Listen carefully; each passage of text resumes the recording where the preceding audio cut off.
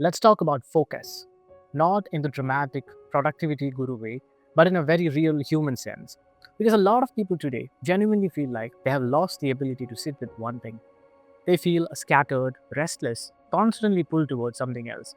And the story many people tell themselves is, I must be the problem. I'm just not disciplined anymore.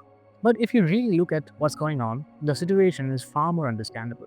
And honestly, far gentler than that. Most of us aren't struggling with focus because something is wrong with us.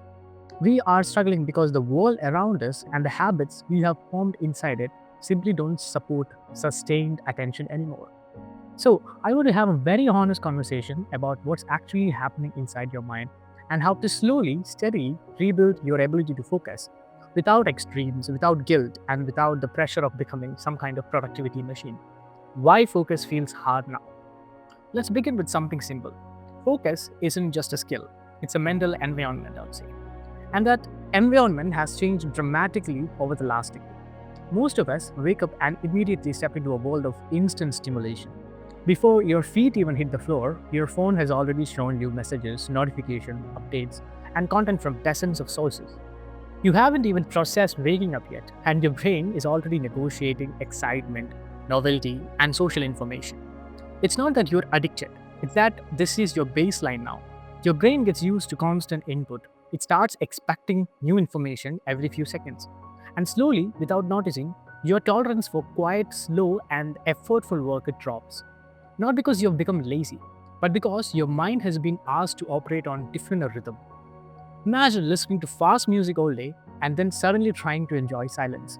It feels uncomfortable, even though silence used to be natural. That's what's happening now. Deep work feels unnatural because your mind has adapted to shallow patterns. Then there is multitasking, which most people don't even recognize anymore. We go through a day constantly switching. A message pops in, a notification flashes, a random thought sends us into a new tab. A second screen divides our attention even further. Each switch feels tiny, but it fragments your mind. It splits your attention into pieces. And when your attention becomes fragmented, your thoughts do too. This is why you can spend an entire day working, yet end the day feeling mentally drained without a sense of progress. Your mind wasn't focusing, it was constantly resetting. But here is the insight most people miss. Your brain isn't designed to multitask deeply. It can only hold one meaningful thread at a time. Everything else is just noise disguised as productivity. And then, of course, there is your environment where you work, how you work, the sounds around you, the objects around you, the screens around you. All this shapes the psychology of your attention.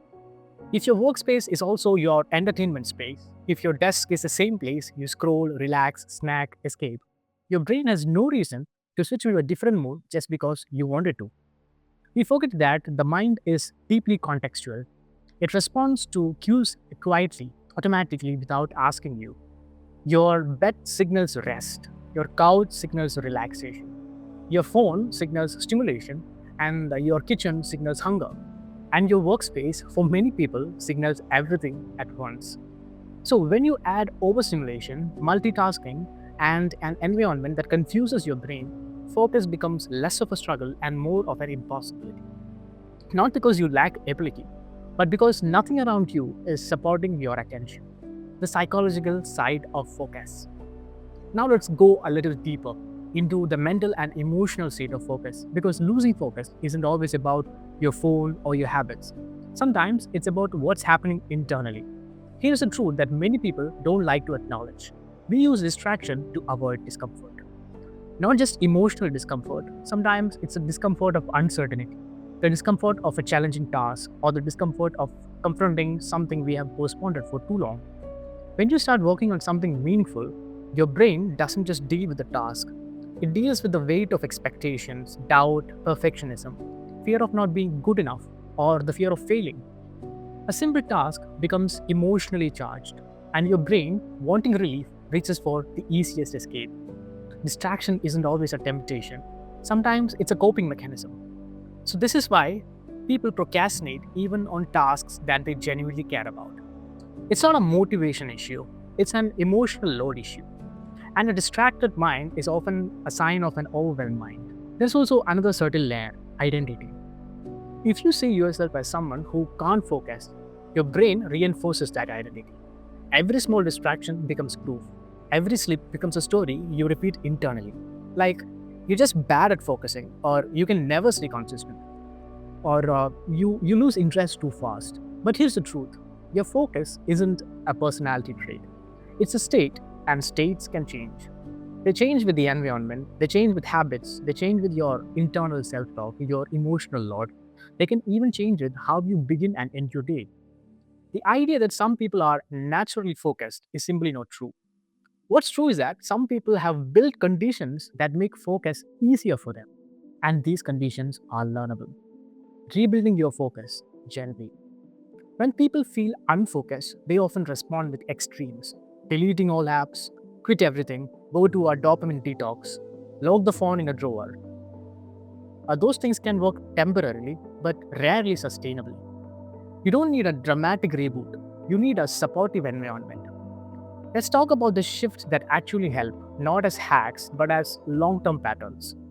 The first shift is reducing availability of distraction, not removing everything, just not keeping temptation in your arm's reach. You don't need to fight your phone. You don't sit next to it while trying to work. You don't need to delete apps. You just take them off your home screen. Small friction creates big change. The second shift is designated space. Your brain thrives on associations. If you have one corner of your room that you use only for work or study, your mind will begin adjusting the moment you sit there. You're not focusing yourself to focus, you're stepping into a place where focus already lives. The third shift is how you start your work. Most people try beginning with intensity. They think, alright, 2 hours of work, let's go. And instantly their brain resists because the task feels big. Start with 10 minutes. 10 minutes is disarming. It's small, it's doable. And once you begin, momentum becomes your friend. Your brain settles, your attention softens, and the task loses its emotional heaviness. Another shift is simplifying your day. When you wake up and immediately enter disorder, checking everything, thinking about everything, reacting to everything, your mind becomes scattered before you even begin real work. If you spend even the first 5 minutes of your day in quiet, no screens, no input, your brain resets into a more grounded rhythm. And finally, end your day with clarity. The next day becomes easier when you don't start it in doubt or confusion. Writing down the top few things for tomorrow signals closure to your brain. It reduces anxiety, it reduces uncertainty, and it gives you direction when you wake up. A focused morning begins the night before.